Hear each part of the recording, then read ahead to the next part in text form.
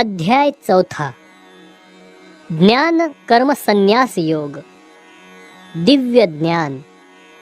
भगवान श्री कृष्ण म्हणाले, मी या अव्ययी योग विद्येचा उपदेश सूर्यदेव विवस्वानाला केला आणि विवस्वानाने तो उपदेश मानव जातीचा जनक मनुला केला आणि मनुने तो इक्ष्वाकुला केला.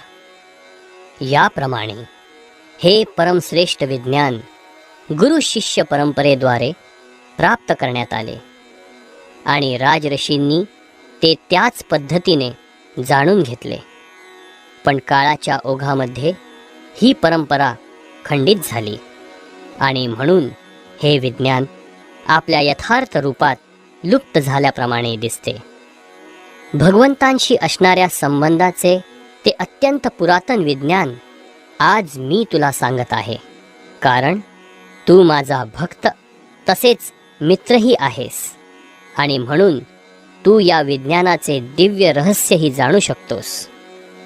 अर्जुन म्हणाला, सूर्यदेव विवस्वान हा जन्माने तुमच्यापेक्षा ज्येष्ठ आहे, म्हणून प्रारंभी तुम्ही या विज्ञानाचा उपदेश त्याला सांगितला, हे मी कसे जाणावे? श्री भगवान म्हणाले, माझे आणि तुझे अनेकानेक जन्म होऊन गेले आहेत. हे परंतप, मी ते सर्व जन्म आठवू शकतो, पण तू आठवू शकत नाहीस.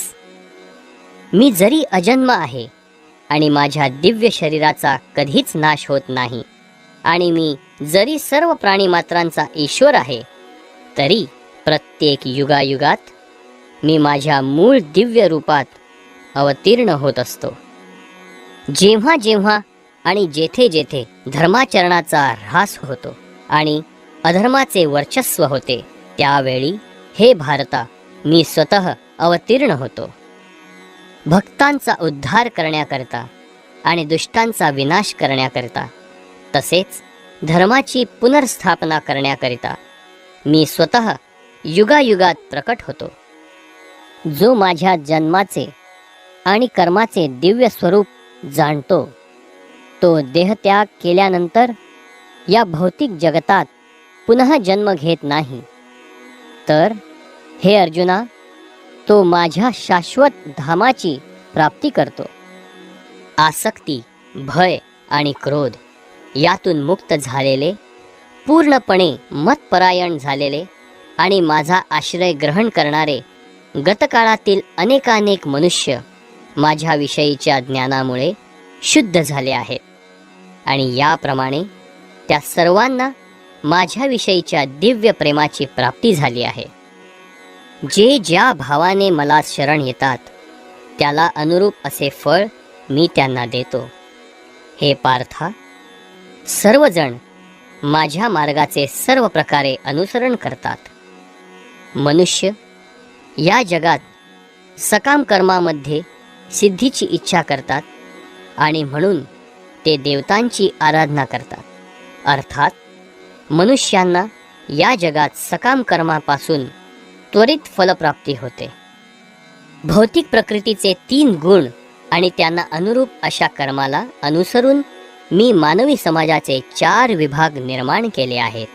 आणि तू जाणले पाहिजे की जरी मी या अवस्थेचा कर्ता असलो, तरीही मी अव्ययी असल्यामुळे अकर्ताच आहे.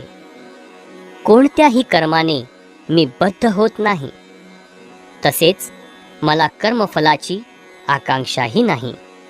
जो माझ्याबद्दलचे हे सत्य जाणतो, तो सुद्धा कर्मफलांनी बद्ध होत नाही.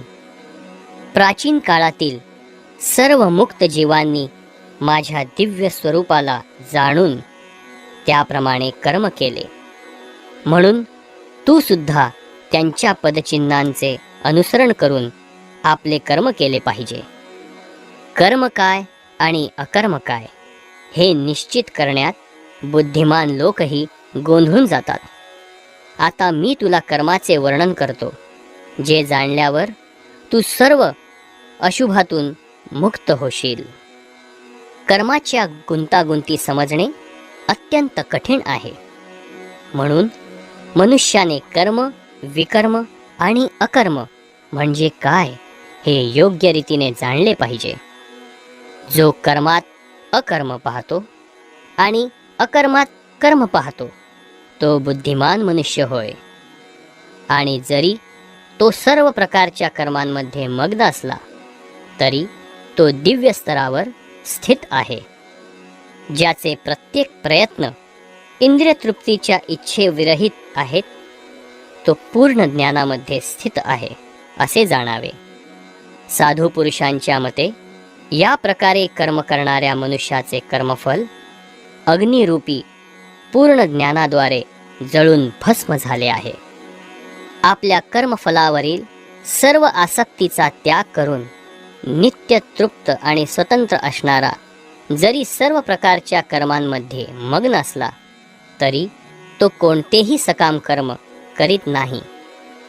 असा ज्ञानी मनुष्य पूर्णपणे नियंत्रित मन आणि बुद्धीद्वारे कर्म करतो. आपल्याकडे असणाऱ्या सर्व गोष्टींवरील स्वामित्वाच्या भावनेचा त्याग करतो आणि जीवनावश्यक असणाऱ्या वस्तूंकरिताच कर्म करतो. अशा प्रकारे कर्म केल्याने तो पाप कर्मांनी प्रभावित होत नाही. जो सहजपणे होणाऱ्या लाभाने संतुष्ट असतो, जो द्वंद्वांपासून मुक्त आहे आणि मत्सर करीत नाही, तसेच जो यशापयशामध्येही स्थिर असतो, तो जरी सर्व प्रकारची कर्मे करीत असला तरी त्यामुळे कधीच बद्ध होत नाही. जो मनुष्य प्राकृतिक गुणांपासून अनासक्त आहे आणि पूर्णपणे दिव्य ज्ञानामध्ये स्थित आहे त्याचे कर्म पूर्णपणे दिव्यत्व प्राप्त करते. कृष्ण भावनेमध्ये पूर्णपणे तल्लीन झालेल्या मनुष्याला निश्चितच भगवद्धामाची प्राप्ती होते, कारण तो आध्यात्मिक क्रियात पूर्णपणे निमग्न झालेला असतो. या आध्यात्मिक क्रियांमध्ये हवनसुद्धा आध्यात्मिक स्वरूपाचे अर्थात ब्रह्मरूप आहे आणि हवीसुद्धा आध्यात्मिक स्वरूपाचीच आहे. काही योगीजन देवदेवतांना विविध प्रकारचे यज्ञ अर्पण करून त्यांची चांगल्या रीतीने उपासना करतात आणि त्यातील काही जण परब्रह्मरूप अग्नीमध्ये यज्ञ अर्पण करतात. यापैकी काही जण अर्थात विशुद्ध ब्रह्मचारी श्रवण आदी प्रक्रिया आणि इंद्रियांची मानसिक संयमरूपी अग्नीमध्ये आहुती देतात आणि इतर अर्थात नियमन केलेले गृहस्थाश्रमी इंद्रिय विषयांची इंद्रियाग्नीमध्ये आहुती देतात. इतर व्यक्ती ज्या मन आणि इंद्रियांच्या संयमाद्वारे आत्मसाक्षात्कार प्राप्तीसाठी इच्छुक असतात त्या इंद्रिये आणि प्राणाच्या सर्व क्रिया आहुती रूपाने नियंत्रित मनरूपी अग्नीमध्ये अर्पण करतात.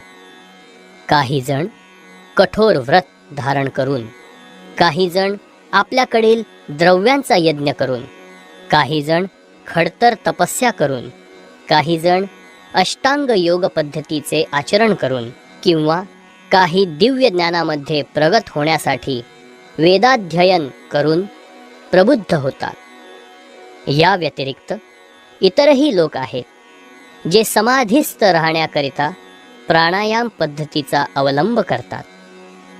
ते प्राणवायूची अपानवायूमध्ये आणि अपानवायूची प्राणवायूमध्ये आहुती देतात आणि शेवटी संपूर्ण श्वासोच्छ्वास थांबवून समाधी अवस्थेत राहतात. अन्य लोक आहार नियमन करून प्राणवायूच प्राणवायूमध्ये यज्ञ म्हणून अर्पण करतात. यज्ञाचे प्रयोजन उत्तम रीतीने जाणणारे हे सर्व यज्ञकर्ते पापकर्मातून मुक्त होतात आणि यज्ञाच्या अविशिष्टरूपी अमृताची चव घेतल्यामुळे ते सनातन ब्रह्मस्तराची प्राप्ती करतात. हे कुरुश्रेष्ठा, यज्ञ केल्याविना मनुष्य या लोकामध्ये किंवा या जीवनामध्ये कधीच सुखप्राप्ती करू शकत नाही, तर पुढील जीवनाबद्दल काय सांगावे. हे सर्व विविध प्रकारचे यज्ञ वेदसंमत आहेत आणि ते सर्व विविध प्रकारच्या कर्मांपासून उत्पन्न झाले आहेत. याप्रमाणे त्यांना जाणल्यावर तू मुक्त होशील. हे परंतप, केवळ द्रव्ययज्ञापेक्षा ज्ञानयज्ञ श्रेष्ठ आहे. अंततः हे पार्था, सर्व कर्मयज्ञांचे पर्यावसान दिव्य ज्ञानामध्ये होते. आध्यात्मिक गुरूंकडे जाऊन तत्त्व जाणण्याचा प्रयत्न कर. नम्रपणे त्यांना प्रश्न विचार आणि त्यांची सेवा कर. आत्मसाक्षात्कारी व्यक्ती तुला ज्ञान प्रदान करू शकतात, कारण त्यांनी तत्त्व जाणलेले असते.